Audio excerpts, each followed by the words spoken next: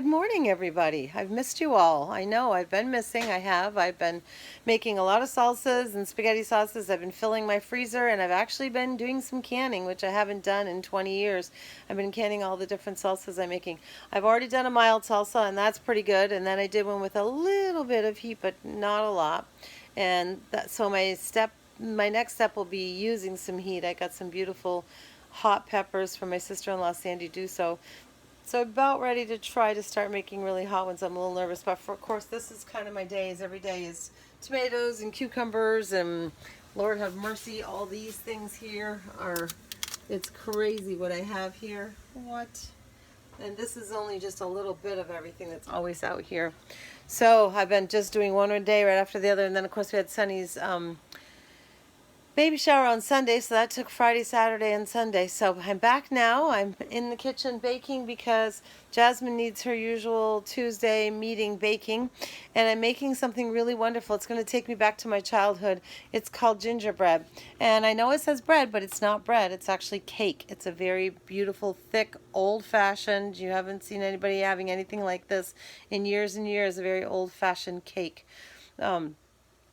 It's quite wonderful, actually. We're going to follow the recipe that was written like so many years ago. I don't even know what it is. I'm going to use my mom's recipe. And so the first thing we're going to do here is, I'm going to put you down, and all of the dry ingredients are here. We put them together in all the old-fashioned cakes. They always need to be sifted. So I put them all together. The dry ingredients in this are 2 1/4 cups of flour, 1 teaspoon of soda, 1/2 teaspoon of salt, 1 teaspoon of ginger, and 1 teaspoon of cinnamon. And that's all going to go right here in the sifter. And then we'll sift that together, and then we'll go on to the other ingredients. All the cakes, I mean, I don't sift anything modern anymore to speak of. But I do sift anything in the old-fashioned way that says that I continue to respect that and still sift it. So here's my old-fashioned sifter that you guys have seen a couple of times already now. And you can see, ooh, it's really nice. You can see down here as it comes down that it is nice and fine when it's done. And it's doing a good job of mixing equally when it's all done, that ginger and that cinnamon. And, you know, so you don't have any pockets of anything. The ginger and the cinnamon and salt and everything, they're all mixed together right in here. And any clumps that may have happened are broken down into here so that there's nothing, you don't, like sometimes you can bite into a piece of ginger or something like that. I'm actually going to see if I can't break up those pieces right there, because those are my ginger and that's actually ginger, but ginger and cinnamon. And there you are, just as fine as you can be. I don't know if the light's allowing you to see this or not, but it's got a tint of brown to it because you can see your ginger and cinnamon and everything else. That's my timer going off, telling me my oven's ready. The oven cooks at a 325 temperature. 325, and it bakes for 45 to 50 minutes. So here we go. I'm going to put this aside, our dry ingredients, and we're going to turn over here, and we're going to go right into our bowl. So, oops. Hope I've given you enough room here to be seen. Excuse me. There we go. Again, taping by myself, so it's always hard to get this exactly correct. There we go. So we start out with a 1/2 cup of shortening. Soft shortening, needs to be nice and soft. There you go. Now I'm making just one right now, but I'm going to have to turn around and repeat this recipe in a minute because I want a double one for her. She has a lot of salespeople that are at her meeting, so we always do a big thing. But this is a 9x9 pan when it's done, a 9x9 square pan. And then the next thing is 2 tablespoons of sugar. And the reason why I'm not doing it doubled up right now talking to you is because I want you to have the verbatim recipe. And there you go, there's your 2 teaspoons, and here is my egg. This is the first ingredients that you're going to mix together.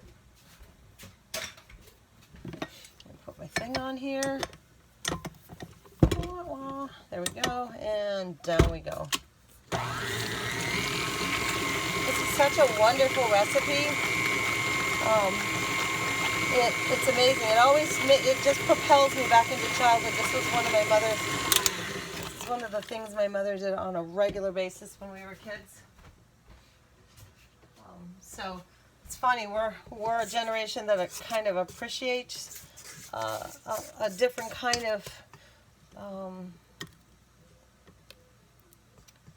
dessert like this, where nobody does anymore. Nobody knows anything like this unless you're probably my age. It's a really fun, great tasting.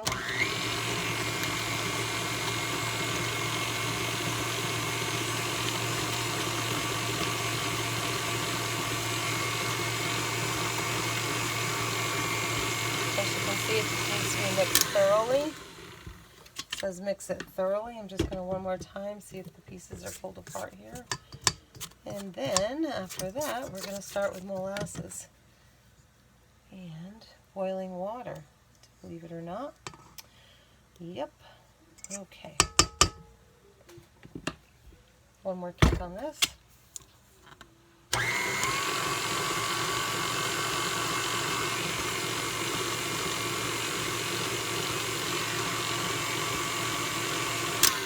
There we go. So we're just going to leave that like that for right now. And then the next thing we add is molasses. Molasses is kind of an interesting item.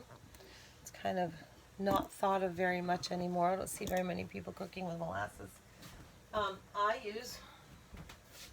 My mother used it all the time. If I'm at the health food store, I buy the health food brand, but I pretty much stick with this one. I've used it my whole life.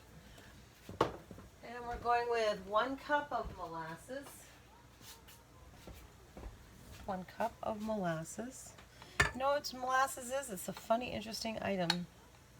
For all you sugar makers out there, molasses is a byproduct of cane sugar. And what happens is they take the sugar and they take the liquid out of it, and this is the liquid, and they cook it down for the for the crystallization and everything. This is actually just the byproduct of sugar. I don't know, history doesn't tell you, but I probably, syrup was made by accident by a Native American who left. They needed some water, and they were cooking beef. That's what it was. The story is that they're cooking some sort of, not beef, excuse me. This is Native American. They were cooking whatever they caught, like deer or whatever. And they had their pot hanging on a maple tree. And there was a break somewhere in the maple tree, so the sap kept just coming down from the tree. It just kept dripping into the pan, into the whatever they were using to cook with, the pan. I don't know if you want to call it that, the pot. And when it cooked down, it was all beautiful sweet with the meat. And that's how they actually, that's the story of how, that's just a small part of the story. There's really a whole long Native American story that goes with it. But that's the long and the short of how they discovered syrup. And of course, then the Native Americans learned how to cook it down even more and refine it. And so that's how it all started. But this is the same kind of thing. They're cooking down the cane sugar. They're extracting the sweet part of it, not sweet, the liquids, and then they cook it down, and this is the byproduct of the molasses.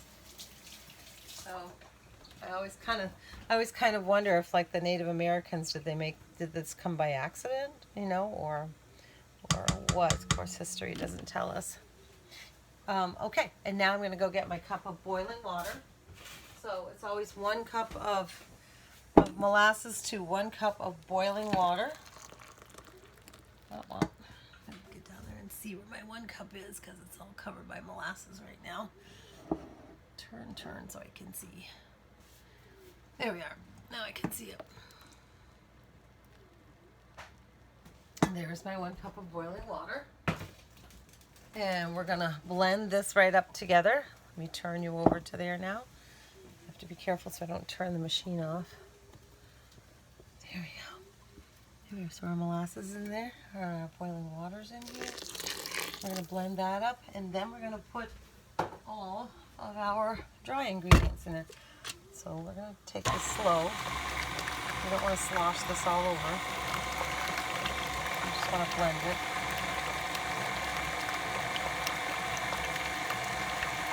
And as you can see, it just is this very watery. This is not a mistake. This is how it happens. It's just a very watery substance now. I'm going to take this right out now. Clean it off a little bit. I don't usually go smacking this against anything. I had one of these where the white actually came off, the porcelain part of it. So I had to toss it. So I'm very careful when I do this now. So there you are. As far as this goes, it's not a mistake. This is exactly what's supposed to happen. You are not in a panic situation when you get to this part. If I had my regular beater, it would make those pieces of shortening go away. But the water is so hot that if you keep moving it like this, it's going to melt that shortening up. So there we go.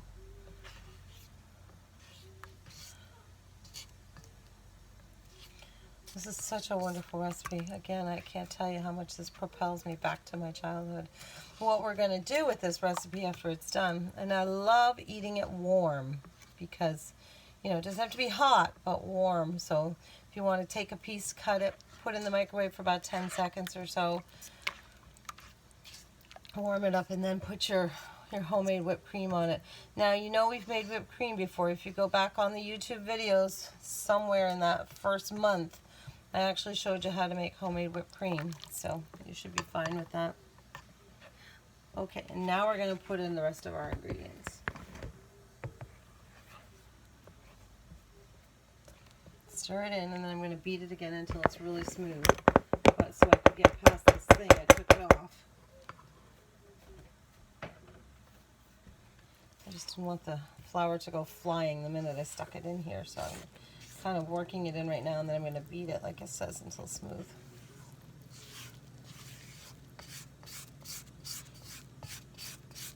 I'm sure Mary's probably going to know this recipe a little. She might not know the recipe, but she's definitely going to know about gingerbread because that's our childhood. Mary gave me this wonderful cookbook yesterday that she was trying so hard to find something from 1960 because she and I were both October babies. We're both Libras. And she was trying so hard to find something that was written in 1960 so that we could have fun with it and kind of every time I cook laugh about the fact that, oh, this cookbook is as old as I am. But she actually found one step better. She had one in her possession for quite some time, actually. It was a gift to her from somewhere that was written in 1959. So the book is like 1 year older than I am. So you can always say, oh, it's older than I am now by 1 year. Okay, here we go. We're going to go down and we're going to soften that out. It's going to be nice and smooth. What a beautiful weekend this weekend was. We had Sunny's shower, like I said a minute ago. And it was so nice that the weather held because really it was supposed to be a rainy weekend. The whole time they talked about this weekend, all they talked about was rain. And the gods were so in our favor this weekend because it gave us a beautiful day. Not super hot. Nobody was in danger if they happened to be out in the sun because we followed the physical distancing. And if you were inside, we all had masks. They were so cute. I'll have to show them to you. Jackie Fortin made everybody a cute little elephant mask. Just put it in front of this so I don't have to move the camera. Is that cute or what? Everybody had elephant masks, and because Sunny's using the elephant as the cute little gray elephant because she doesn't know if it's a boy or a girl and she does not want to find out ahead of time. So she's using the gray elephant as her theme, and she's decided she doesn't care what clothes she gets from anywhere. They're going to go on the said child if it's boy or girl. So, and that's kind of Sunny. She's not a conformist to exactly all the rules. She's kind of likes to do things her way. I was a bit upset that I didn't know if it was going to be a boy or girl, but I had to get over it. There we go.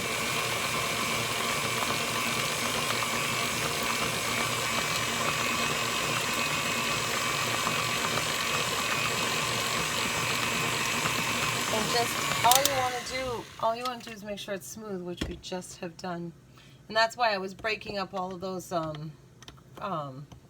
That's part of why it's hot water too, to break up those shortening pieces, because you don't want those in your cake. So I'm just going to clean this off quickly and put it aside, because I'm actually going to have to put this back on here in a minute to make another one, because she's, with all her salespeople, she's actually going to need more than one. But I just wanted to show you what the single recipe looked like and what the cake itself looked like. Okay, now from here, very simple, just going to take a minute. You're supposed to put it in a well greased and floured square pan. So we're going to do, normally I would do what I always do, which is take the Crisco out and grease up the pan and then flour it, but I'm going to make that cheek corner. I've got my Baker's Joy right here. It's the Baker's Joy has spray with flour. So I'm just going to spray each corner here, the whole pan, corners, everything. Giving her my good pans today instead of my disposable ones, because they need to be in 9-inch pans, and the disposable ones in the store are only sold in 8-inch. So, and there you go. I sprayed my pan down, and I'm going to show you how thick and wonderful this is coming out of here. And this is all there is to it. Now, some people like to, as the old saying says, gild the lily a little bit here, and they want to do something fun with it. You could put different nuts in here. You could put walnuts or pecans, and the old-fashioned way, not going to lie, not that I care for it because I'm not a big raisin person, but the old-fashioned thing to do is to put raisins in it. People like raisins. So, you know, but you could also put it in, but this is the kind of cake, and I know it says gingerbread, but it's the kind of cake that totally 150% stands on its own. Just putting that homemade whipping cream in there, yummo, yummo. Other than that, it stands on its own very well, and that's it. That's all there is to this whole thing. A very rich, wonderful, old-fashioned recipe that my mother used to make for all of us. It was one of our favorite things. So gingerbread, it's not a bread, it's a cake, but gingerbread. And as soon as this is done, I'll be making her some homemade whipping cream to go with it. So I'm back, I'm here, and I'm like I said, I was practicing my salsas and stuff, and so I want to do a salsa for you. I just didn't want to do them in front of you until actually I had practiced it a few times, because salsa is kind of one of those funny things. I used to do my salsas picante, which we'll explain that later on as well, but now I cook it down and I put it in a canning jar. So there you go. All right, well, thanks for visiting and cooking with me today. Go home and try this. It is fantastic. Bye.